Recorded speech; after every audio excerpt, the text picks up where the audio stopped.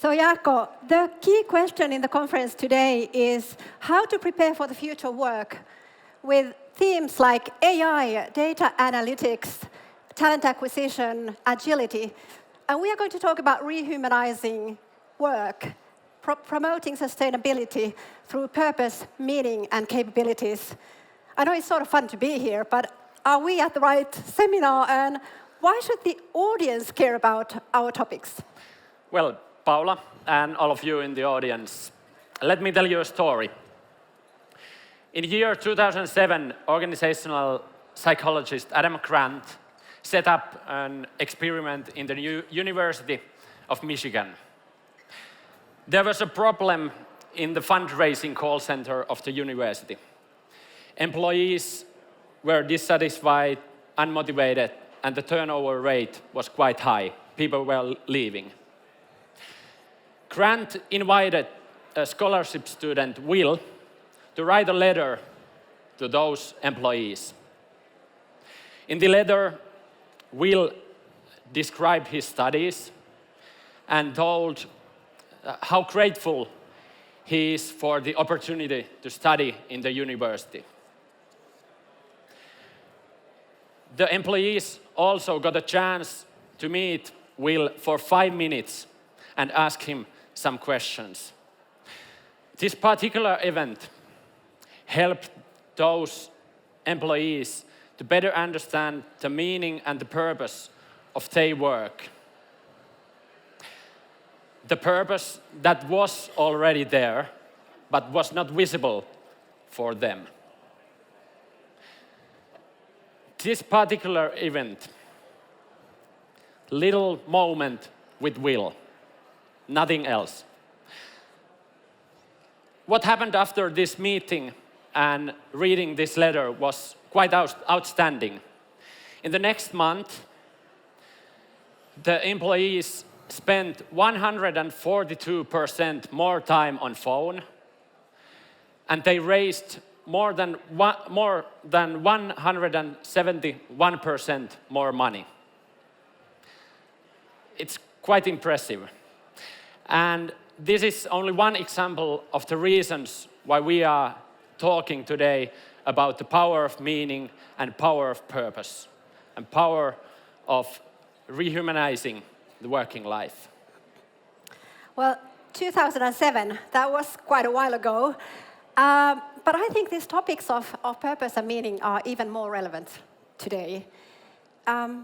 I think we are asking today some very, very fundamental questions. We are asking, really, what is the purpose of the corporations?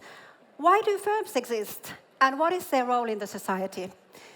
Business Roundtable, that comprises of 200 top leaders in the US, including the CEOs of Amazon, Apple, JP Morgan, just to mention a few.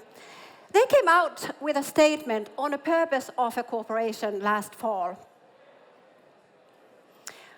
The key message here was that we should really move away from shareholder value to stakeholder value.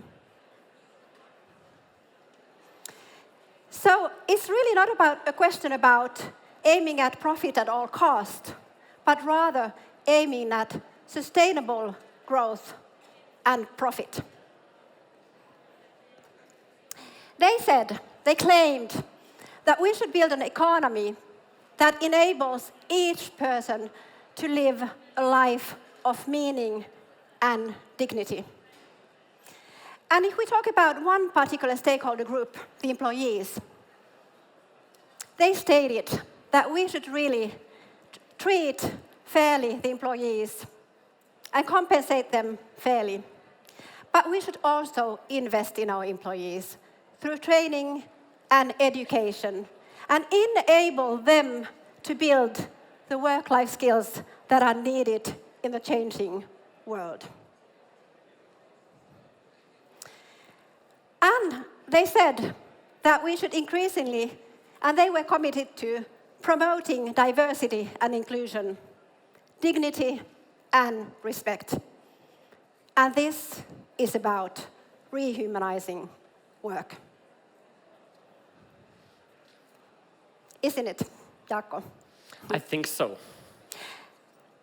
And if we put this into the context of the future of work, here we see 5 key phenomena.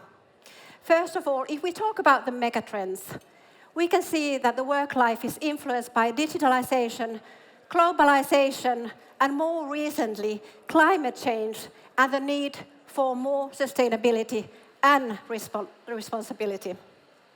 We can see that work is becoming disconnected from time, place, and contracts. Within this context, we can see that the role and the meaning of work is changing. Instead of these traditional, fairly linear career paths, we are increasingly witnessing individual paths in different networks and on different platforms. As people are searching for more meaningful work, entrepreneurship is becoming more popular. We can also see that capability and competence requirements are changing, and we are redefining leadership and cultures. They are becoming more human-centric. And finally, we all observe a breakthrough in self-leadership, and more broadly, a change in work-life skills. So, Jaakko, how do these topics that we are talking about, how do they influence the future of work? I think then that in middle of this changing working life, it actually seems that meaning and purpose will work as a compass for us to navigate in the environment that is more volatile, more uncertain, complex, and ambiguous, VUCA type of environment. And I think purpose and meaning has a key factor and key element how to navigate and how to find the new road and new path to go. And talking about VUCA environment and societal challenges, I think we are on a burning platform. And that was visible as indicated in the IPCC reports. And just how to see how topical these questions are, if we go to the Davos conference that was just recently held and organized by World Economic Forum, actually there, the entire capitalist system was challenged. They claimed that capitalism, as we know it today, is dead. And they called for business leaders to take action in shared objectives, such as those set by the Paris Climate Change Agreement and the United Nations Sustainable Development Agenda. There was another study that came out last week that was done on the biggest corporations in Finland. And there, 72% of Finnish business leaders said that their task is to take into account and influence our societal challenges, such as those that are related to climate or economy. And there was an impressive 16 percentage point increase from last year. And then if we look at employees, 67% of them expect the employer to have a greater purpose and their job to have a meaningful societal impact. For 25% of employees, it's really a make or break question. And they would not work for an employer who did not have a greater purpose. But is it a question of either profit or purpose? Or can it be profit and purpose? Could business leaders and companies sort of become problem solvers and solution providers? There are multiple reasons to believe that purpose, meaning, and sustainability will rise in the center of business in this decade. There are at least 3 reasons. First of all, we are forced to act. Secondly, we have a moral responsibility. And thirdly, that is the most practical reason, it is beneficial for the business. We know that organizations and companies that operate with a clear purpose and clear vision, they outperform the market. Secondly, on team level, Google helped us to understand with their project Aristotle that sense of meaning and sense of impact are two key factors for the successful teams. And on the individual level, we know that employees who have the sense of meaning at their work and in their work, they are healthier, they are happier, they perform better, and they are more committed to their companies. I think there are enough reasons for every one of us to focus on purpose, meaning, and sustainability. But the good question is, how do we do that? How do we focus on these themes on everyday working life? How the magic happens? Paula, you have some examples. Yes, I think that companies should increasingly identify themselves as a force for good. Just an example here is a program that was led by Hanken SSE. And Hanken SSE was actually awarded at the Davos seminar conference last week.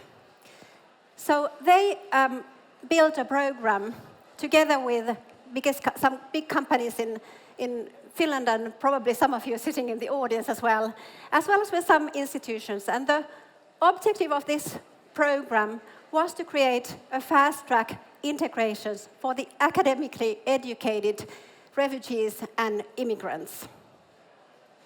So not only did they help to solve sort of the refugee problem, but they changed the lives of many people.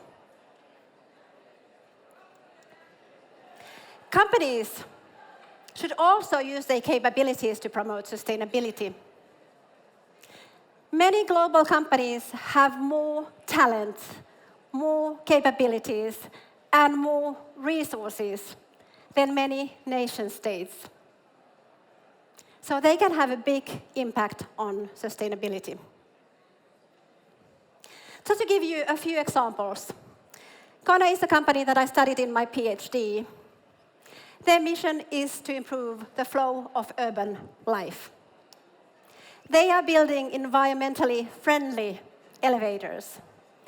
But they have also influenced certain authorities. For example, in China, they influenced the Chinese authorities to establish and issue an energy-saving management rule. And they required an energy-saving index from all building and construction projects. Now, if we take into account the level of urbanization in China, this has had a huge impact on sustainability. Another example is Neste, that was recently recognized as the third most sustainable company worldwide. Neste has made a huge transformation from oil refining company into renewable fuels company. And a third example that I would like to mention is Stora Enso, that has also positioned itself as a renewable materials company. They have been collaborating with startups such as Sulapac to innovate new renewable materials. So in collaboration, Sulapac has helped Stora Enso in the innovation, and on the other hand, Stora Enso has provided Sulapac with a global coverage and visibility worldwide. So now we have been talking about sort of companies in a global context and societal challenges in a global context.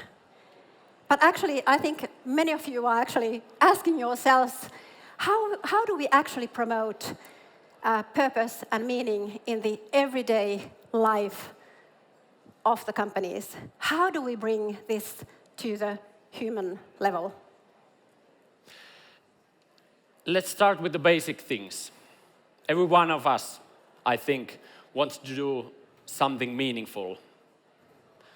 Every one of us are searching for meaning in their doing and in their work.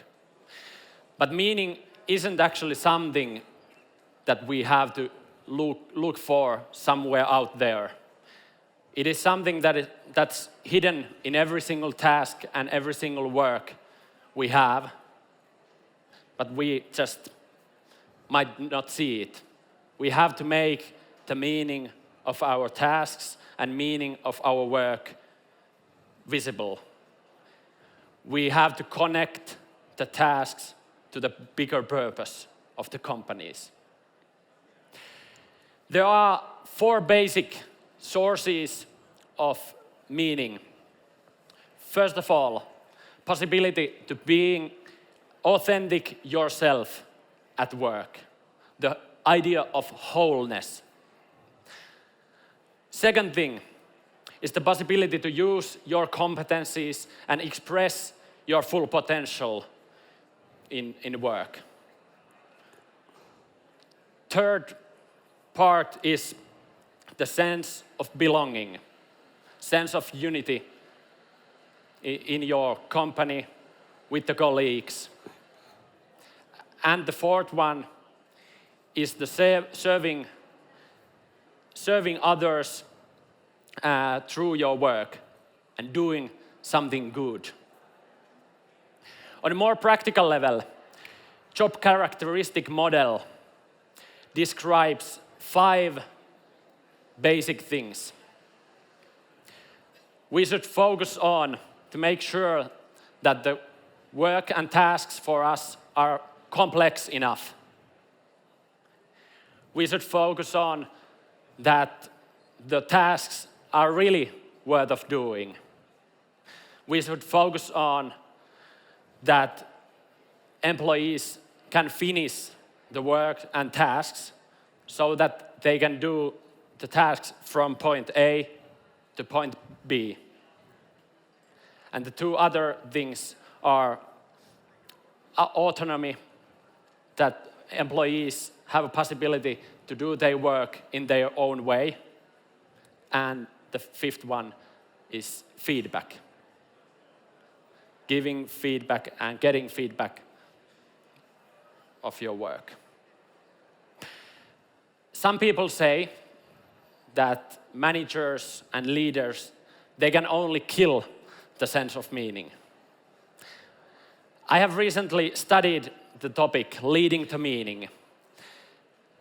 And in our brand new book, Johda merkitystä, Leading to Meaning, we describe this SELEC model, which describes the basic elements of leading to meaning in a successful way.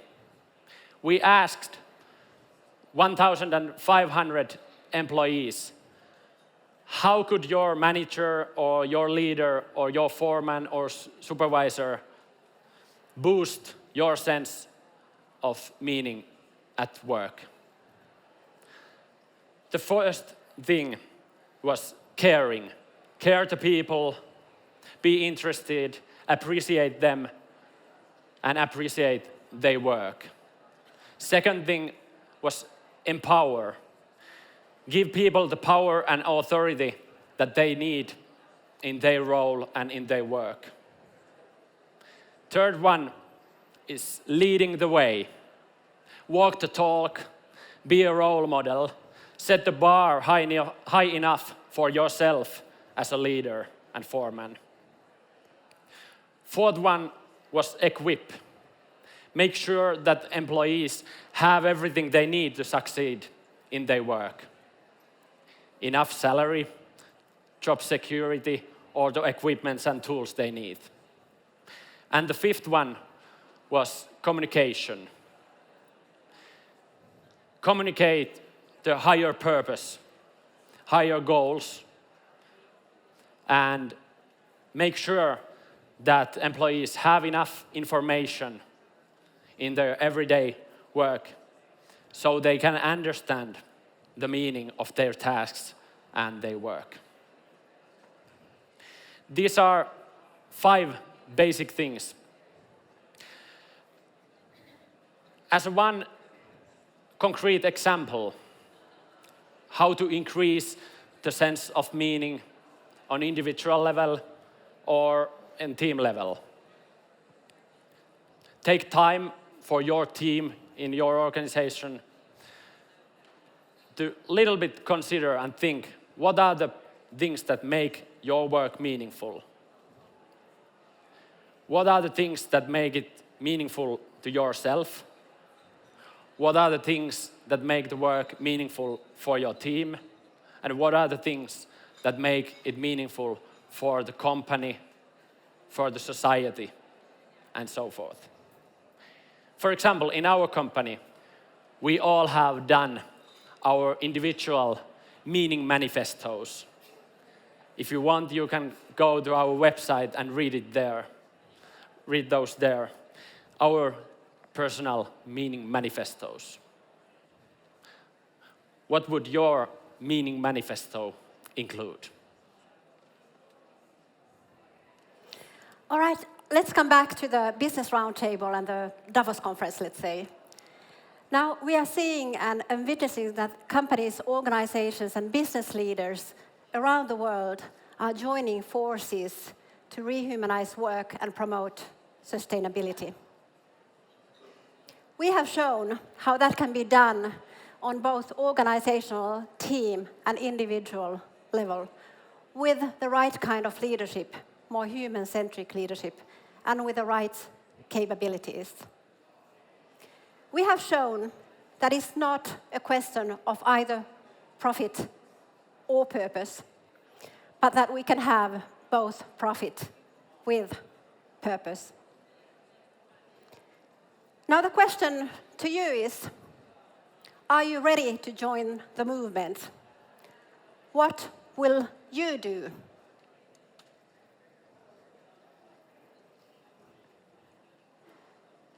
We are ready to take action. Are you ready to take action? Thank you.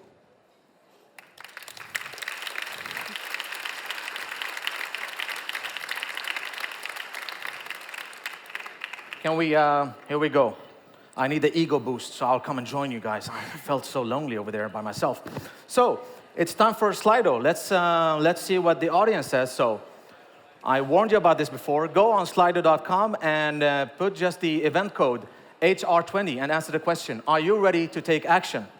While you guys do that, I'm going to ask you, Paula, a question. So you mentioned the business roundtable, right, in the US, and you know how corporations sort of like they're coming with a statement and talking about the purpose of a corporation. Has something like this been done here in Finland? Well, not yet. We definitely hope, and maybe we can start the movement here today with these influencers that we have here. So maybe we can rewrite the statement of the corporation here and now and do that for Finland. Or maybe you can go and talk to your bosses and your teams and the people that you work with. Why don't we generate a movement and write a statement on the purpose of the Finnish corporation?